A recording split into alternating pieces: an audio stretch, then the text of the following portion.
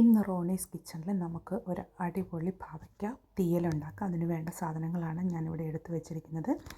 ആദ്യം തന്നെ നമ്മൾ പാൻ ചൂടാക്കി അതിലേക്ക് തേങ്ങാക്കൊത്ത് ആഡ് ചെയ്തതിന് ശേഷം കറിവേപ്പിലയും ഒരു മീഡിയം സൈസ് ഉള്ളിയും ആഡ് ചെയ്ത് പാവയ്ക്കായും കൂടെ നമ്മൾ ആഡ് ചെയ്യുക.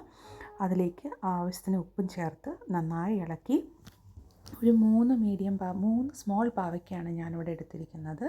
നന്നായി ഇളക്കി അടച്ച് വെച്ച് വയ്ക്കുക. അതേസമയം നെല്ലിക്ക വലിപ്പത്തിലുള്ള ഒരു പുളി വാളൻപുളി ഞാൻ പിഴിഞ്ഞ് റെഡിയാക്കി വെച്ചിട്ടുണ്ട്. അതിൻ്റെ ഇടയ്ക്ക് ഉപ്പ് നോക്കി നമ്മൾ ആവശ്യത്തിന് ഉപ്പും കൂടെ ചേർത്ത് പുളിവെള്ളവും കൂടെ ചേർത്ത് ചെറിയ തീയിൽ മാറ്റി വയ്ക്കുക.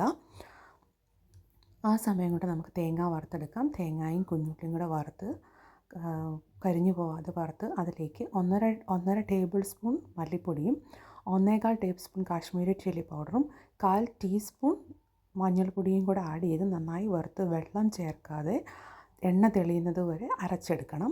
അരച്ചെടുത്തിട്ട് നമ്മുടെ പാവയ്ക്കയിലേക്ക് ഈ അരച്ച് വെച്ചേക്കുന്നത് ആഡ് ചെയ്ത് ആവശ്യത്തിന് വെള്ളവും ചേർത്ത് നമ്മളൊരു 5-6 മിനിറ്റ് അടച്ച് വെച്ച് നമുക്ക് വേവിക്കണം. വേവിക്കുമ്പോഴത്തേനും എണ്ണയൊക്കെ തെളിഞ്ഞ് കറി നന്നായി റെഡിയായിട്ട് വരും. നന്നായി റെഡിയായി വന്നതിലേക്ക് നമുക്ക് കുറച്ച് കടുകും കൂടെ വറുത്ത് ചേർക്കണം. കടുക് വറുക്കാനായിട്ട് ഞാനിവിടെ എടുത്തേക്കുന്നത് കുഞ്ഞുള്ളിയും വറ്റൽമുളകും കറിവേപ്പിലയുമാണ്. അതും കൂടെ ആഡ് ചെയ്ത് കഴിയുമ്പോൾ നമ്മുടെ കറി ഇവിടെ റെഡിയാകും. നല്ല ടേസ്റ്റാണ്. എല്ലാവരും ട്രൈ ചെയ്ത് നോക്കണം. അതുപോലെ തന്നെ എൻ്റെ ചാനൽ നിങ്ങൾ സബ്സ്ക്രൈബ് ചെയ്യണം.